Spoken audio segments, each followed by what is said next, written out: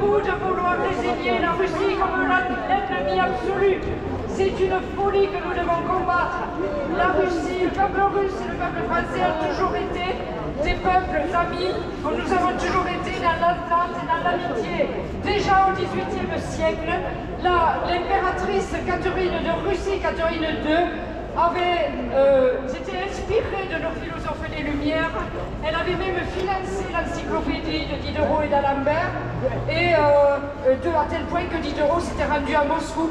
Il avait fait le voyage pour rencontrer la grande Catherine. Et au XIXe siècle, l'amitié ne s'est jamais démentie, à tel point qu'il y a eu alliance. Il y a eu la signature en 1892 d'un traité d'alliance entre les deux pays. Et c'est surtout au XXe siècle que la Russie a montré la force de son amitié avec la Première Guerre mondiale, quand notre voisin allemand, toujours dans la convoitise, avait envahi notre territoire. Eh bien, la Russie a envoyé un corps expéditionnaire pour nous aider à libérer le pays, qui s'est illustré en Champagne.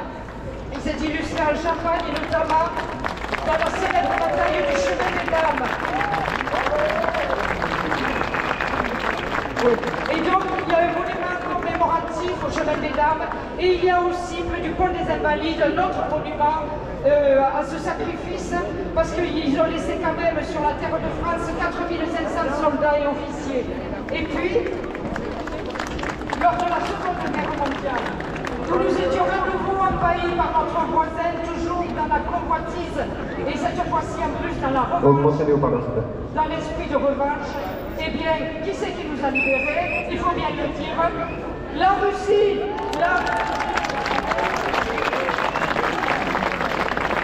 La Russie et l'URSS qui se battu lors de la Grande Guerre patriotique et qui, après la victoire de Stalingrad, ont libéré l'Europe des armées d'occupation allemandes et de l'idéologie nazie.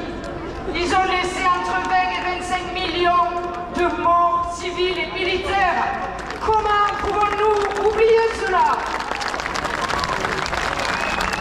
On ne pourra jamais l'oublier. Donc, un peuple qui oublie son histoire est un peuple qui se condamne à la revivre.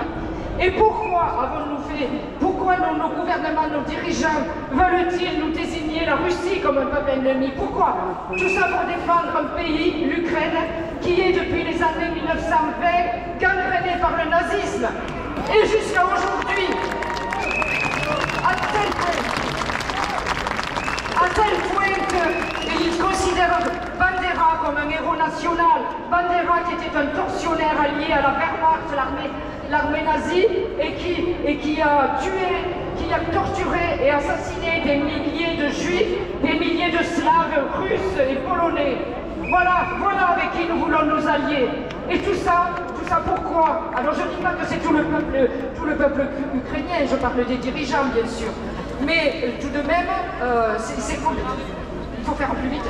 D'accord. Bon ben écoutez, en tout cas tout ça c'est pour obéir à l'Union européenne, une Union européenne qui est dirigée et dominée par l'Allemagne qui est revancharde et qui quelque part est en train, sous le paravent de l'Union européenne, de se réarmer et qui veut se réarmer à nos frais.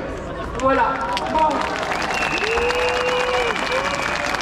Donc, nous les patriotes, on va pas rentrer là-dedans. Nous les patriotes, on va résister et on va sortir de l'Union européenne. Elle s'effondrera comme un château de cartes. Voilà. Et on va faire le Brexit. Brexit.